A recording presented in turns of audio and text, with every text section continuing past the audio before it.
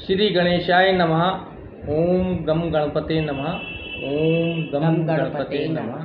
ओम गम गणपते नमः। आदित्य जी, आज हम आपको वैदिक ज्योतिष के अंदर पंचांग क्या है और पंचांग का अर्थ क्या है, इस बारे में आपको बताएंगे। आप जानते हो पंचांग क्या है? नहीं। पंचांग का अर्थ है ज्योतिष के 5 अंग। ठीक है। अब वो ज्योतिष के 5 अंग कौन कौन से हैं बताइए। पहला है वार, दूसरा नक्षत्र, तीसरा तिथि, चौथा करण और 5वां योग। तो ये जो है कि बेसिक है। आप कुंडली दिखाइए और कुंडली दिखाने के बाद अगर आप इन 5 पंचांग का विश्लेषण अपने दिमाग में नहीं करेंगे तो कुंडली का फलित आप पूर्ण रूपेण सटीक नहीं कर पाएंगे। तो इसमें आज हम पंचांग के पहले चरण को बताएंगे, जिसको वार कहते हैं। वार क्या होता है समझे आप? जानते हैं? नहीं। वार मतलब जिस दिन आपका जन्म हुआ, तो उस दिन कौन सा वार था। वार कितने होते हैं? 7। सोमवार, मंगलवार, बुधवार, बृहस्पतिवार, शुक्रवार, शनिवार और इतवार। मतलब Sunday, Monday, Tuesday, Wednesday, Thursday, Friday, Saturday and Sunday. तो यही 7 दिन हैं, यही 7 वार कहलाते हैं। ठीक है। तो जिस दिन व्यक्ति का जन्म हुआ वो दिन कौन सा था, अर्थात आपका जन्म कौन से वार में हुआ? सैटरडे को, शनिवार को। ठीक है। तो इसी तरह से किसी व्यक्ति का जन्म संडे को हो सकता है, किसी व्यक्ति का जन्म मंडे को हो सकता है एंड सो ऑन। ठीक है। तो वार का अर्थ क्या है? तो वार हमें क्या बताता है? वार हमें हमारे बारे में, हमारे स्वास्थ्य के बारे में बताता है, हेल्थ के बारे में बताता है, हमारे जीवन के बारे में बताता है। अब वार का तत्व क्या होता है? अग्नि तत्व होता है। अग्नि तत्व का स्वामी कौन होता है? मंगल। तो सूर्यदेव होते हैं, मगर सूर्यदेव प्रकाश के स्वामी होते हैं। ठीक है। और अग्नि के स्वामी जो हैं, अग्नि के कार्य जो है कि प्रकाश देना भी है, तो उसका प्रतिनिधित्व भगवान सूर्य करते हैं, सूर्य ग्रह करते हैं। और अग्नि का जो गुण है गर्मी, हीट, तो उसका प्रतिनिधित्व कौन करते हैं? मंगल करते हैं। ठीक है। ठीक है। तो मंगल, जब अब आपने देखा कि भाई जब किसी की मृत्यु हो जाती है तो उसका जो है शरीर ठंडा हो जाता है, अर्थात उसके अंदर कुछ हीट नहीं होती। जब तक मनुष्य की बॉडी में गर्मी है, हीट है, तब तक ही जीवन उसका सही है। तो शरीर के अंदर अगर अग्नि का संतुलन ठीक है तो व्यक्ति का स्वास्थ्य ठीक है। और अगर उसका संतुलन ठीक नहीं है तो व्यक्ति बीमार हो सकता है, बीमार है। तो हम जो है कि वैदिक ज्योतिष, जिसे पाराशर ज्योतिष भी कहते हैं, उसमें हम अपने बारे में, अपने स्वास्थ्य के बारे में किस घर से देखते हैं, किस हाउस से देखते हैं मालूम है? नहीं। लगन से। फर्स्ट हाउस से देखते हैं, जिसको लग्न भी कहते हैं।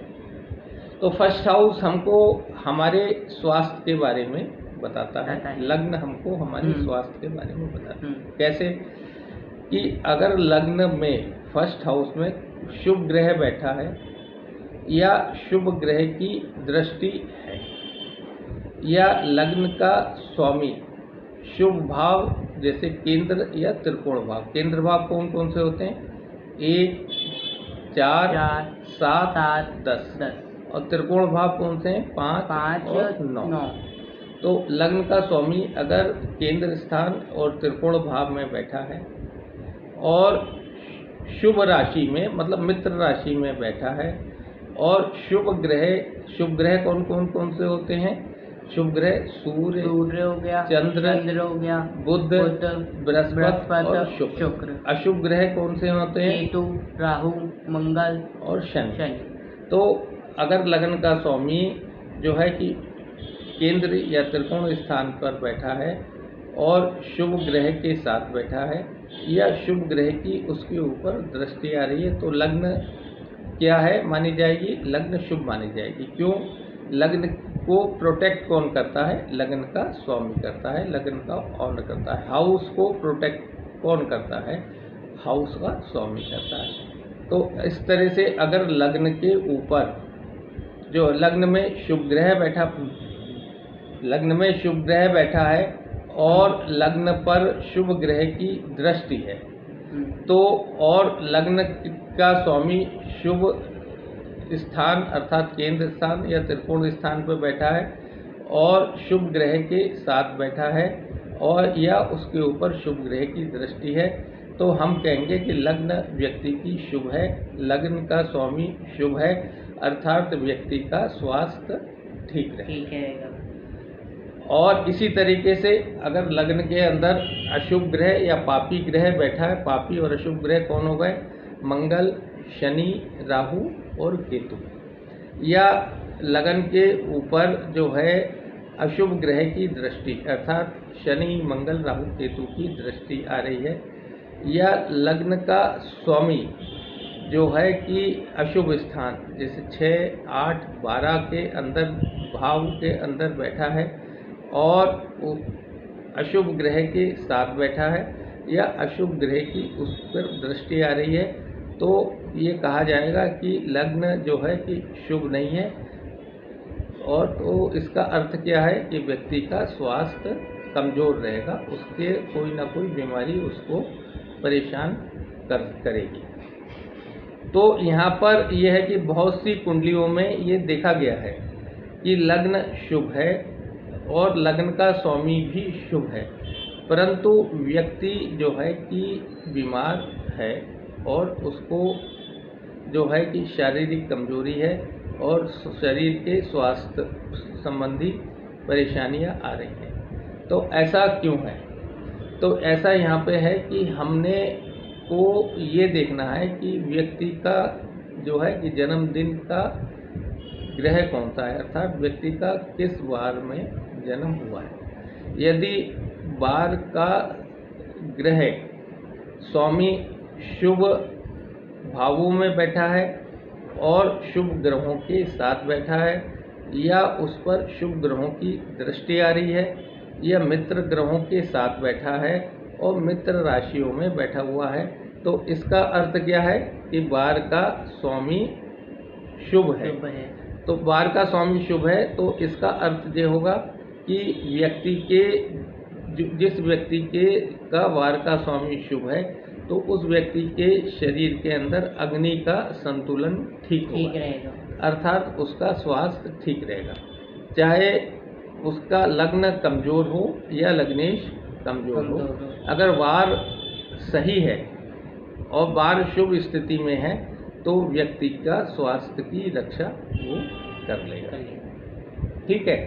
इसी तरह से अगर वार का स्वामी अशुभ स्थान पर है और अशुभ ग्रहों से त्रस्त है या अशुभ ग्रहों के साथ है या शत्रु राशियों के अंदर बैठा है तो वो वार का स्वामी ग्रह निर्बल माना जाएगा और व्यक्ति को प्रॉब्लम देगा। अब यहाँ पे जो है कि ये है कि वार का स्वामी कैसे है, हम कैसे देखें।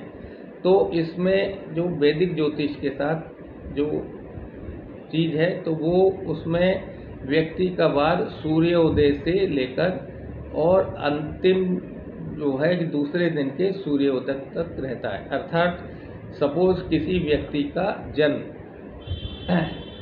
जो है कि बृहस्पतिवार को रात्रि 2 बजे हुआ है तो इसका अर्थ यह है कि उस व्यक्ति का वार जो है कि हम वार ग्रह जन्मदिन का ग्रह बृहस्पति को ही देखेंगे, जबकि जो है कि इंग्लिश व्यवस्था के हिसाब से रात्रि 12 बजे के बाद दिन बदल जाता है, तारीख बदल जाती है। परंतु हमारी वैदिक ज्योतिष में सूर्योदय से के वक्त जो वार रहता है तो वो अगले दिन सूर्योदय तक जो है कि वो ही माना जाता है। ठीक है, तो अब वार समझ में आया कि हाँ। वार का अर्थ क्या है। अगर व्यक्ति की कुंडली के अंदर वार का ग्रह शुभ अवस्था में है तो व्यक्ति का स्वास्थ्य उत्तम रहेगा, चाहे उसका लग्न और लग्नेश कमजोर है।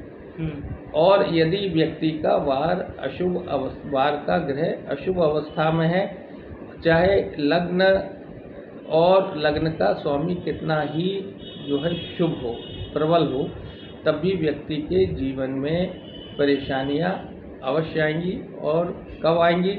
जब उस वार के ग्रह की महादशा, अंतरदशा या प्रत्यंतर दशा आएगी तो व्यक्ति को स्वास्थ्य संबंधी जो है कि परेशानियां देंगी और उस वक्त उसको जो है कि शरीर में चोट वगैरह लगना, एक्सीडेंट वगैरह लगना, ये चीज़ें भी हो सकती हैं। तो कहने का अर्थ क्या है कि जन्म कुंडली को देखने के साथ साथ हमको जो है कि अगर हम किसी की व्यक्ति की जन्म कुंडली देख रहे हैं और उसका प्रश्न ये है कि हमारा स्वास्थ्य खराब चल रहा है, इसके बारे में आप हमको उपाय बताइए। तो क्या है, तो हमने देखा कि जन्म कुंडली में लग्न शुभ अवस्था में है, लग्न में शुभ ग्रह बैठे हैं, हाँ। लग्न पर शुभ ग्रहों की दृष्टि आ रही है और लग्न का स्वामी भी शुभ स्थान अर्थात केंद्र स्थान और त्रिकोण स्थान मतलब 1, 4, 7, 10, 5, 9 में बैठा है, मित्र राशि में बैठा है, मित्र ग्रह से दृष्ट है, शुभ ग्रह से दृष्ट है, तब भी व्यक्ति को जो है कि स्वास्थ्य संबंधी प्रॉब्लम आ रही है। तो हमको ये देखना है कि उस व्यक्ति का जन्म किस दिन हुआ है और उसके वार के ग्रह को हम देखें। अगर वार का ग्रह अशुभ अवस्था में है अर्थात अशुभ स्थान 6, 8, 12 में है और अशुभ ग्रहों के साथ है तो हमको जो है कि वार के स्वामी ग्रह का उपाय करना पड़ेगा, तभी जो है व्यक्ति के जीवन के अंदर स्वास्थ्य संबंधी सुधार आएंगे। तो समझ में आया कि वार क्या होता है, कौन कौन से वार होते हैं, कितने वार होते हैं? मंगलवार 7 होते हैं। 7 वार होते हैं। हाँ, बताइए कौन कौन से हैं? मंगलवार, शनिवार, बुधवार, बृहस्पतिवार। ठीक है, तो मंगल के बाद बुध आता है, बुधवार, बुध के बाद बृहस्पति आता है और बृहस्पति के बाद शुक्र आता हाँ। है और शुक्र के बाद शनिवार आता है। ये सीक्वेंस है। जैसे इंग्लिश के अंदर Sunday, Monday, Monday, Tuesday, Wednesday, ठीक है, और फ्राइडे, सैटरडे और संडे। तो ये मतलब 7 वार होते हैं। तो इन 7 वारों को क्या है कि जिस वार के अंदर व्यक्ति का जन्म हुआ वो व्यक्ति का जो है कि वार कहलाता है और जन्मदिन का ग्रह कहलाता है। तो हमको सबसे पहले जो है व्यक्ति के वार के ग्रह का आकलन करने के बाद फिर ज्योतिष के अंदर लग्न और लग्नेश की स्थिति का आकलन करना चाहिए। इससे हम जो है कि सही प्रिडिक्शन कर सकते हैं और व्यक्ति को सही उसकी समस्या के समाधान का उपाय बता सकते हैं। ठीक है, समझ में आया? तो पंचांग के अंदर आज हमने आपको प्रथम स्तंभ वार है, वार क्या होता है, वार का उपयोग क्या है, इस बारे में बताया। समझ में आया? ठीक है। श्री गणेशाय नमः। ओम गम गणपते नमः।